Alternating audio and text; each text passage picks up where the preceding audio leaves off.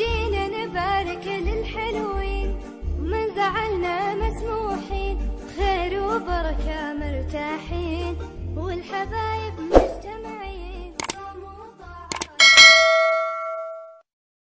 আসসালামু আলাইকুম সবাইকে ওয়েলকাম জানাচ্ছি আমার চ্যানেল রুমি ফ্যাশনেবল হাউসে। আমি ফারহানা ইয়াসমিন রুমি চলে আসলাম আপনাদের মাঝে আরেকটি নতুন ব্লগ নিয়ে। আজকের ব্লগে যা যা থাকছে সকালের নাস্তা, তারপর পায়ে রান্না করেছি সেটা রাতে খাওয়া হবে, কি দিয়ে খাওয়া হবে সেটা থাকছে। আর হচ্ছে আমি একটা ডিআইওয়াই করেছি, হাতের কাজ করেছি, পুরনো জিনিসকে ফেলে দেওয়ার জিনিসকে কাজে লাগিয়েছি, সেটা থাকছে আজকের ব্লগে। এখন যা করছি সকালের নাস্তা তৈরি করছি মূলা পরোটা। আমি আর আগে কখনো বানাইনি। মূলাকে ভালো করে কুচি কুচি করে কুটে পানিগুলোও ফেলে দিয়েছি একটু লবণ দিয়ে মেখে, তারপর দিয়েছি লবণ, ধনিয়া, জিরা পাউডার, ধনিয়া পাউডার, একটু চিলি ফ্লেক্স, লবণ আর একটু পরিমাণটা ঠিক রেখে দিয়েছি, দিয়ে ওগুলো রেখে দিয়েছি। এদিক দিয়ে আমি আমাদের পরিমাণ মতো এখানে আটা নিয়েছি আর লবণ দিয়েছি, একটু চিনি দিয়েছি আর হচ্ছে তেল দিয়েছি, দিয়ে একটু হালকা কুসুম গরম পানি দিয়ে আমি আটাটা করে নিচ্ছি আর কি, যেন সফট রুটি হয়। একদমই কুসুম গরম পানি নিয়েছি। তো এগুলোকে আমি একটা ডো তৈরি করে নিচ্ছি আজকে মূলা পরোটা বানানোর জন্য। মূলা পরোটা আমি আর কখনো আগে বানাইনি। ইউটিউবে তো ইন্ডিয়ান রেসিপি যেহেতু অনেক রেসিপি দেখা যায়, মাঝে মধ্যে দেখি, তো আজকে ভাবলাম যে যেহেতু মূলা দুইবারই আনা হয়েছে অ্যাট এ টাইম, মূলা আছে বাসায় অনেকগুলো, তো এখানে দুইটা মূলাকে আমি এভাবে যে সালাতের মেশিন সেটাতে কেটে নিয়েছি, কুচি করে নিয়েছি। একটু তেল দিয়ে আটাটা রেখে দিচ্ছি, এভাবে একটু শক্ত করে তো আটাটা তৈরি করে নিয়েছি। এখন আমি মূলা আর যে সব উপকরণ দিয়ে রেখেছিলাম সবগুলো একসাথে মেখে নিচ্ছি। জানি না কেমন হবে, তারপরে একটু ভয় অল্প করে বানিয়ে নিচ্ছি। তো বাকি যেটুকু থাকবে সেটা পরোটা বানাবো, এখানে যতগুলো হবে এটা আর কি। কারণ আগে কখনো বানাইও নি, খাইও নি মূলা পরোটা, এই ফার্স্ট টাইম করছি। আলু পরোটা তো অনেকবার বানিয়েছি আর সেটা আমাদের সবার পছন্দেরই, যখনই সুযোগ পাই আলু পরোটা বানাই, কিন্তু মূলা পরোটাটা আসলে কেমন হবে না হবে সে থেকে আর করা হয়নি। তো আমি একটু ডোটা এভাবে করে একটা বাটি তৈরি করে এটার ভিতরে মূলাগুলো দিয়ে দিচ্ছি।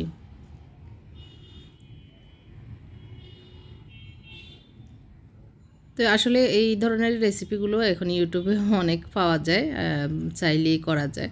তো আমি আজকে এই রেসিপিটা ফলো করছি, আর আমার কাছে আমার রুচিতে যেভাবে হচ্ছে সেভাবে আমি আসলে আমার মতো করেই জাস্ট ফলো করছি আর কি। তো এরকম করে আমি প্রথমে ইয়েগুলো করে নিব আর কি, ডোগুলোকে একদম গোল করে তারপর মূলা ঢুকিয়ে এভাবে রেখে দিলে সুবিধা হবে বানাতে, বেলতে। আমি পাশে তাওয়া গরম হতে দিয়ে দিয়েছি, বেলতে বেলতে ছেঁকেও নিব। একটু বেশি করে মূলা দিয়ে তারপরে এভাবে মুখটা বন্ধ করে দিচ্ছি।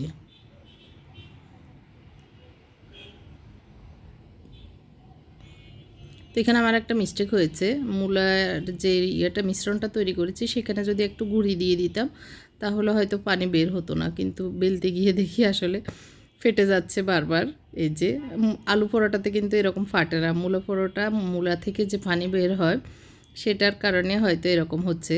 তো পরে মাথায় আসলো যে একটু মূলায় একটু গুঁড়ি দিয়ে দিই, রেসিপিতে দেখেছি এরকম গুঁড়ি দিতে হয়, আমি ভুলে গিয়েছিলাম। তো যাই হোক, এটা বেলে নিই। বাকি যেগুলো করে রেখেছিলাম বল বল করে রেখেছি সেগুলো বেলে নিব। তো এখন বাকি যেটুকু আছে সেটাতে একটু গুঁড়ি মিক্স করে নিচ্ছি। ফার্স্ট টাইম যেহেতু বানাচ্ছি একটু ভুল ত্রুটি হবে, তবে মজা হলে হলো। একটু গুঁড়ি মেখে নিলে পানিটা যেটুকু মূলায় থাকে সেটা টেনে নেয়, এই কারণে আর রুটি ফাটার সম্ভাবনা কম থাকে আর কি। তবে আমি দিয়ে দেখি হয়তো আবার ফাটতেও পারে এটা আর কি।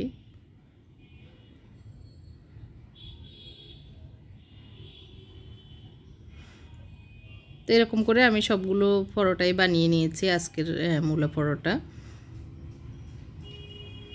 5-6টা হয়েছে, আর বাকিগুলো আমি এমনি পরোটা বানিয়ে নিয়েছিলাম, একটু ফেটে গিয়েছিল, আমি একটু ইয়ে করে নিয়েছি, যে এরকমই হচ্ছে আসলে সবগুলোই কেন যেন ফেটে যায়, হয়তো আমার কোনো ভুল হয়েছে, কোনো ইয়াটা আর কি, টেকনিকটা। যাই হোক, যতটুকু হয়েছে আজকের জন্য এইটুকুই যথেষ্ট। এখন আমি একটু ঘি দিয়ে ভেজে নিচ্ছি। তো এই মূলা পরোটা আপনারা যদি ভালো দক্ষ বানিয়ে খেয়ে থাকেন, কোথায় ভুল হয়েছে আমাকে কমেন্ট করে জানাবেন। আর শেষ পর্যন্ত দেখার অনুরোধ জানাচ্ছি। মাঝখানে একটা হাতের কাজ দেখাবো, সেটা অবশ্যই দেখবেন, তাহলে হয়তো আপনাদের আর একটু ভালো লাগবে আর কি। তো আমি এইভাবে লাল লাল করে চেকে নিচ্ছি সবগুলোই, আর ঘিয়ে ভেজে নিচ্ছি যাতে একটু মজা হয়, গ্রান হয়, এই জন্যই। তো এই তো আমি এখন টেবিলে দিয়ে দিচ্ছি। উনি আবার খেয়ে বেরিয়ে যাবে, এই জন্য তাড়াহুড়ো করতেছে। তো ওনাকে একটা ডিম পোস্ট করে দিয়েছি ওভেনে তেল ছাড়া। আর গত রাতে যে মাছ খেয়েছি, তেলাপিয়া মাছ, সেটার মাথা রয়ে গিয়েছে, আমি সেটা নিয়ে এসেছি। আমি ওইটা দিয়ে খাবো ভাবতেছি, উনি খাবে না আবার। তো এই তো এখন রান্নাঘরে আবার চলে এসেছি খাওয়া দাওয়া নাস্তা সেরে। এইটা হচ্ছে গরুর পায়া, বাবা ফেনী থেকে নিয়ে দিয়েছিল, ওই দিন ফেনী গিয়েছিলাম। তো বাবা ফ্যামিলি আর কি বলেছিলাম পায়া খেতে ইচ্ছে করছে, তো এই জন্যই ওনারা কিনে রেখেছিল, আপাও কিনছিল ওনাদের বাসার জন্য আর কি, আমরা যখন গিয়েছিলাম। তো এখানে একটু হলুদ দিয়েছি আর লবণ দিয়েছি আর একটু সরিষার তেল দিয়ে দিচ্ছি, আর দিয়েছি গরম মশলা, আর দিয়ে দিচ্ছি এটা রাঁধুনি মাংসের মশলা।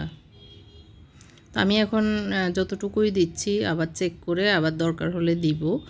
তো সেই অনুযায়ী এখন একটু একটু কম দিচ্ছি, যাতে বেশি কড়া মশলা যেন না হয়ে যায়, কারণ ফায়ারটা একটু কম মশলা দিয়ে রান্না করলে ভালো লাগে। এখানে আদা দিয়েছি পরিমাণ মতো, আর দিয়ে দিচ্ছি রসুন কুচি। আজকে আমার রসুন পেস্ট নাই, এর জন্য কুচিটা দিয়েছি। আর দিয়ে দিব এখন পেঁয়াজটা এখন একটু দিচ্ছি, আর বাকি আরেকটু দিব পরে। দিয়ে দিচ্ছে এলাচ 7-8টা, দারচিনি, তেজপাতা, দিয়ে দিচ্ছি আস্ত রসুন কিছু। এখন চুলায় বসিয়ে দিচ্ছি। চুলাটা ধরিয়ে এভাবে রান্না হতে থাকুক, মিডিয়াম আগুনে দিয়ে রাখবো।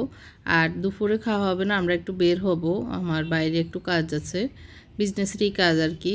আর উনি তো চলে যাবে অফিসে, তো দুপুরে হয়তো খাওয়া হবে না। ছেলেরাও আজকে ওদের ক্লাস আছে, দুজনেরই কলেজ, কারো ভার্সিটি, তো দুপুরে আর খাওয়া হবে না। ভাবলাম যে এটা হতে থাকুক, আস্তে আস্তে বিকেলে একবার জাল দিব, আর এখন সকালে একটু জাল দিব, তাহলে হয়ে যাবে। তো এই তো ভালো করে নরম হয়ে গিয়েছে, অনেকক্ষণ রান্না হয়েছে, তারপরেও আরও বাকি আছে, যদিও ছুটে যাচ্ছে, ভালোই পড়েছে ফায়াগুলো। তো এখন আমি একটু দিয়ে দিচ্ছি লবণ, চেক করে নিয়েছি, মনে হচ্ছে ঝাল মশলা একটু কম হয়েছে, এই জন্য দিয়েছি একটু মরিচ পাউডার। আর আমি একটু হলুদের পরিমাণটাও কম দিয়েছি, কারণ বেশি কড়া কালার হলে আমার হাজব্যান্ড আবার খেতে চাইবে না। দিচ্ছি জিরা পাউডার, ধনিয়া পাউডার 2 চামচ করে।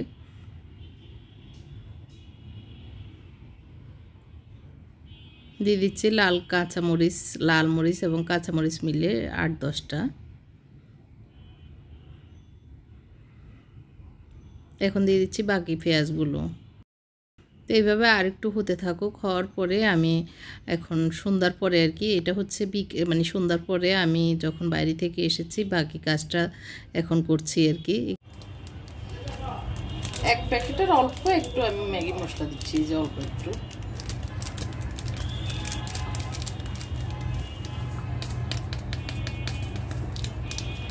তিন টেবিল চামচ নিয়েছি আটা দিয়েছি, কারণ হচ্ছে একটু ঘন জোল হলে খেতে ভালো লাগবে। আর দিয়ে দিচ্ছি পানিটা পরিমাণ বুঝেই দিব, একটু দিয়ে।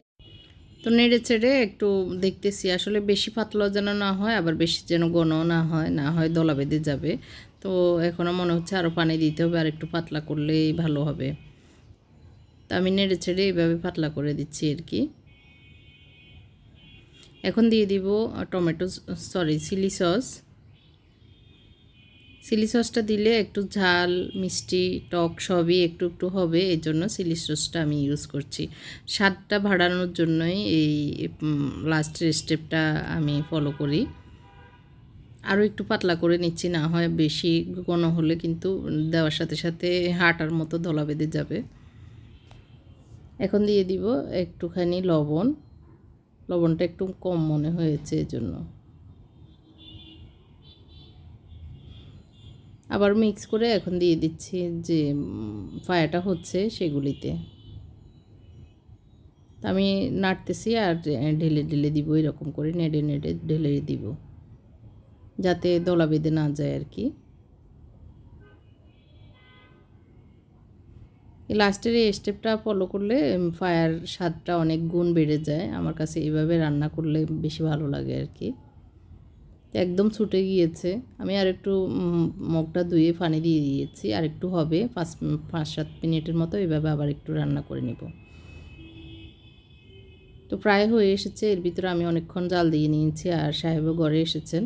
মাগরিবের নামাজ পড়ে নিয়েছি আমরা। নেওয়ার পরে আমি ধনিয়া পাতা দিয়ে এখন চুলা বন্ধ করে দেবো। তো ওনাকে জিজ্ঞেস করেছি একটু জল খাবে কিনা, চেক করবে কিনা। তো বললো আচ্ছা দাও একটু। তো এটা হলো মাগরিবের পরে আর কি। এমনিতে অনেক গ্রান বের হচ্ছে চারিদিকে, আসলে ফায়ার অন্যরকম একটা গ্রান। সেটা গ্রানটা শুনেই বললো কি রান্না হচ্ছে আজকে। উনি জানেও না এই যে ফায়ার এনেছি বাড়িতে, মানে ফেনী থেকে।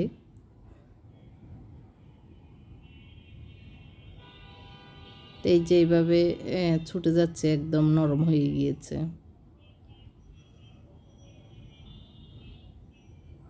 তো হয়তো অনেকে বলবেন ফেনীতে থেকে এনেছি কেন, ঢাকায় ফায়া নাই। ঢাকায় আছে, কিন্তু আসলে ফেনীতে আফারা নিচ্ছিল, তখন আমি বললাম তাহলে আমার জন্য নিয়ে নিন। তো সে থেকে নেওয়া আর কি। তো সকালে একটু রুটিও সেঁকতে হয়েছে, মূলা পরোটা সবাই খায়নি। তো আমাদের ভালো লেগেছে দুজনের কাছেই। ওরা বললো না রুটি খাবে, তো ওদের জন্য রুটি সেঁকতে যেয়ে একটু বেশি চেকা হয়ে গেছিলো। তো এই জন্য ওইটাও এনে দিয়েছি। উনি বললো না রুটি খাবে না, শুধু একটু ঝোল জাস্ট চেক করবে আর কি।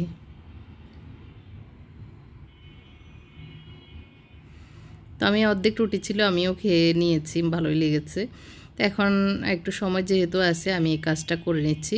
এটা হচ্ছে আমার পুরনো অনেক বছর আগের কেনা। তো এটা মনে হচ্ছে টেম্পার চলে গেছে, মানে শোকেসে ফেটে গিয়েছিল। তারপরেও মাঝে মধ্যে ইউজ করেছি। এখন ভাবলাম যে না, আর ইউজ করা ঠিক হবে না, ভাঙা জিনিস। তো আমি এরকম একটা ছবিকে প্রিন্ট করে আনিয়েছি আর কি, দোকান থেকে মেবি 10 টাকা নিয়েছে। আপনারা চাইলেও এরকম ছবি প্রিন্ট করে, যদি আপনাদের আঁকতে অসুবিধা বা না পারেন, তাহলে আমার মতো এরকম বুদ্ধি খাটিয়ে কাজটা করে নিতে পারবেন। তো এরকম ফাটা বা ভাঙা জিনিসকে আপনারা ডিআইওয়াই করে ঘরের শোপিস হিসেবে ইউজ করতে পারেন। তো আমি করছি, হয়তো আপনাদের উপকারে আসতে পারে বা আইডিয়া হতে পারে, অথবা আমার করাটা আপনাদের দেখতে ভালো লাগবে সে থেকে শেয়ার করা। যাই হোক, আমি ফাটা জগটার ভিতরে কাগজটা ঢুকিয়ে কস্টেপ লাগিয়ে দিয়েছি যাতে নড়াচড়া না করে। আর এটার উপরে আমি যেহেতু আসলে আরবি তো আর আমরা এত বেশি ভালো দক্ষ লেখক না, তো সেই হিসেবে এটার উপরে ওভার রাইটিং করবো আর কি। তো এখান থেকে আমি এখানে অ্যাক্রিলিক কালার নিয়েছি, আর একটা গ্লিটার নিয়েছি গোল্ডেন কালার, আর অ্যাক্রিলিক কালারটা উপরে করে নিচ্ছি। আমি গ্লাস প্রিন্ট কীভাবে করে অনেক আগে থেকে অনেকেই রিকোয়েস্ট করেছেন দেখানোর জন্য। তো আসলে সময় সুযোগের অভাবে হচ্ছিল না। তো এখন গ্লাস পেন্টিং অনেক কিছুই করব, সেটা আপনাদের সাথে শেয়ার করব। আপনারা যারা বাচ্চারা দেখে আমার ব্লগ, তাদেরও শেখা হবে, আর যারা এগুলি করতে পছন্দ করেন তাদের আইডিয়া হতে পারে। তো আমি করব, আপনাদের সাথেও শেয়ার করব ইনশাল্লাহ। তো এখন আমি অ্যাক্রিলিক কালার দিয়ে এটা করছি, এটা এইভাবেই করব, আর গ্লাস পেন্টিং কীভাবে করে সেটাও দেখাবো। যাই হোক, আমি ওভার রাইটিং করছি, নিচের যে ইয়েটা ছবিটা দেখা যাচ্ছে সেটার উপরে আরেকটু আমি মোটা করে করছি আর কি, একটু যাতে বড় দেখা যায়। তো আমি আমার মতো করে আর একটু করে নিচ্ছি জাস্ট কালারটা। আমি এখানে ব্লু কালার করছি আর গোল্ডেন কালার করব। তো এই তো অক্ষরগুলো এভাবে আমি লিখে নিয়েছি, আর এর ভিতরে শুকিয়ে গিয়েছে। আর অ্যাক্রিলিক কালারের সুবিধা হচ্ছে সাথে সাথে শুকিয়ে যায়।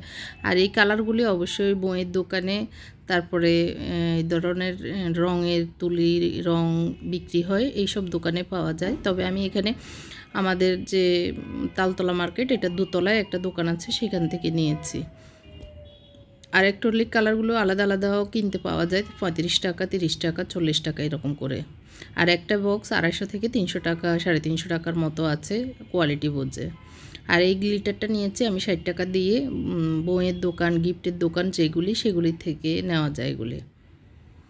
তো আমি এখানে সাইডে ফোঁটা ফোঁটা দিয়ে নিয়েছি একটু ডট ডট করে আর কি। আপনারা চাইলে সাইডে এরকম লাইনিং করে সমানে এঁকে দিলেও ভালো লাগবে। তো সেটা না করে আমি একটু ব্যতিক্রম করে নিয়েছি আর কি, যেভাবে মনে আসতেছে আসলে সেভাবে করে নিচ্ছি। আর ফুল টুল দিব না, আমি জাস্ট এখানে যে অক্ষরগুলোর যে নোক্তা তারপরে ইয়েগুলো আছে সেগুলি দিয়ে করে নিয়েছি। তো এটার বাকি অংশটা দেখতে হলে ভিডিও লাস্টে দেখতে হবে।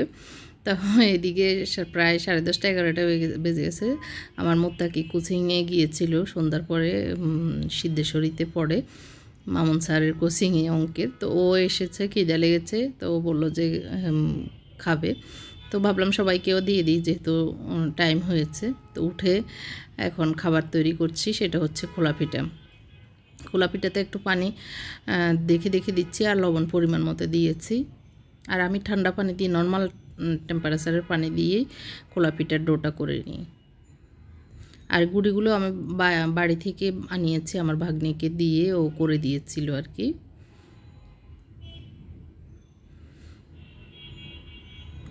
তো এইভাবে আমি পরিমাণটা দেখে দেখে পানি দিয়ে দিয়ে আস্তে আস্তে ডোটা তৈরি করে নিচ্ছি। আর হাঁসের ডিম দিয়ে বানাবো, এই জন্য একটা হাঁসের ডিম দিয়েছি।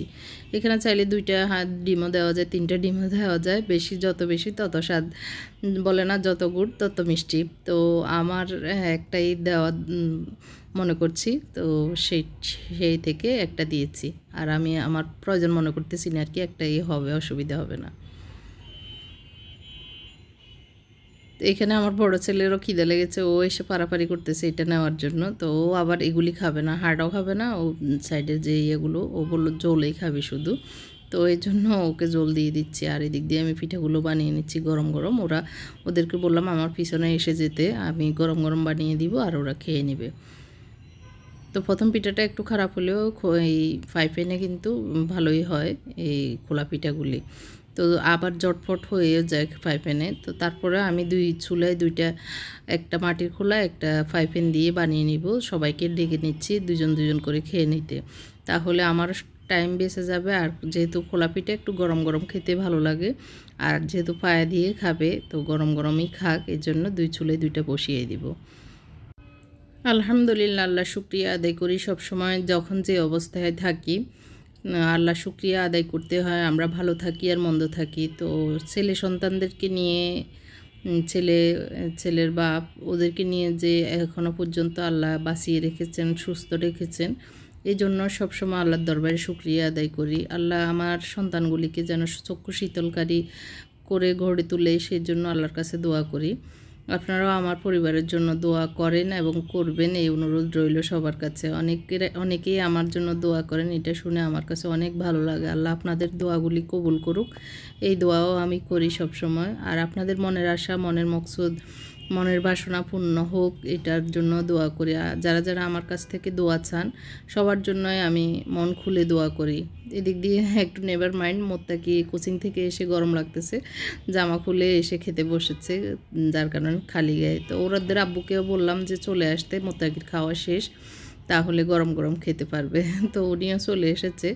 আর এই তো এইভাবে ভালো লাগে, স্বামী সন্তানদেরকে খাবার দেওয়ার পরে যদি এসে সুন্দরভাবে খায়, আনন্দ করে খায়, তখন আসলে আমাদের নারীদের আর কিছুই চাওয়ার থাকে না। আলহামদুলিল্লাহ, এটাই আনন্দের, এটাই কষ্টটা মিটে যায় আর কি, এই দেখাটা। তো যাই হোক, এখন সকালবেলা আসলে আর অন্য কিছু আমি আর দেখাচ্ছি না, কারণ এই ভিডিওটা আপনাদেরকে দেখাতে হবে, এই জন্য আমি এখন এই জগটা করে নিচ্ছি আর কি, সকালেই করে নিচ্ছি বাকি অংশটা। তো এটার ফিনিশিংটা যদি কালকে দেখাতে যাই তাহলে ভিডিওটা হয়ে যাবে, অসম্পূর্ণ থেকে যাবে, এই জন্য এটা করে নিচ্ছি আমি। এখানে ফেভিকল গ্লিটারও আছে, এইভাবে এটাও 60 টাকা, এইভাবে এটাও নেওয়া যায় আর কি। তো আসলে আমি আমার মতো করেই কাজগুলি করে নিচ্ছি, আলপনা করে নিচ্ছি। আপনারা যেভাবে ইচ্ছে সেভাবে করতে পারেন, তবে এই ধরনের কাজগুলি করলে আপনাদের ভালো লাগবে, এই আশা থেকে আমি দেখাচ্ছি। তো এখানে আমার কাছে ঘরে ছিল আর কি দেওয়ালের রং। আপনারা চাইলে ফেভিকল অথবা অ্যাক্রিলিক কালার অথবা যে এনামেল পেন্ট আছে সেটাও দিতে পারেন। এনামেল পেন্ট হচ্ছে মানে অয়েল কালার আর কি। তো তো আমি এটার ভিতরে একটু দিয়ে একটা চামচ দিয়ে দিচ্ছি, এটা দিয়ে এটা ধুয়ে দিন নিলে কিন্তু পরিষ্কার হয়ে যাবে, অসুবিধা হবে না। দিয়ে ভালো করে ঘুরিয়ে ঘুরিয়ে চারদিকে এভাবে লাগিয়ে নিচ্ছি। এইভাবে ঘুরিয়ে ঘুরিয়ে একটু সময় নিয়ে 2-3 মিনিট লাগিয়ে নেওয়ার পরে উপর করে রাখবো, বাকি যেটুকু থাকবে সেটা ঝরে যাবে। ঝরে যাওয়ার পরে এখন আমি একটু ডিসপ্লে করে আপনাদেরকে দেখাচ্ছি। আর এটা যদি আপনারা ফলো করেন তাহলে স্ক্রিনশট নিয়ে আপনারা করে নিতে পারেন, যে কোনো কিছুর উপরে করতে পারেন, একদম যে জগের উপরে করতে হবে তা না, যে কোনো কিছুর উপরে করা যাবে। আর এই ধরনের প্রিন্টগুলি আসলে অনলাইনে এখন পাওয়া যায়। আমি কিভাবে কালেক্ট করি আপনারা যদি জানতে চান বা দেখতে চান, সেই ধরনের একটা ভিডিও আমি করে দেখাবো, যদি আপনারা বলেন আমি কিভাবে কালেক্ট করি এই প্রিন্টগুলি। যেহেতু আসলে সব কিছুই যে একদম আমার মাথায় আছে তা না, আমরা অনলাইন থেকে অনেক কিছুই শিখি, জানি। আমার কাছ থেকে যেটুকু আপনারা শিখছেন অনেক কিছু আমিও অনলাইন থেকেই শিখে থাকি। কিছু কিছু তো আইডিয়া নিজের কাছে আছে, অনলাইন এবং নিজের আইডিয়া থেকে বাকিটা হয়ে যায় আর কি। যাই হোক, আজকের ব্লগটি কেমন লেগেছে আপনাদের কাছে কমেন্ট করে জানাতে ভুলবেন না। আর আমার জন্য দোয়ার দরখাস্ত সবার কাছে থাকলো। সবাইকে অসংখ্য ধন্যবাদ জানিয়ে এখানে বিদায় নিচ্ছি। আল্লাহ হাফেজ, আসসালামু আলাইকুম।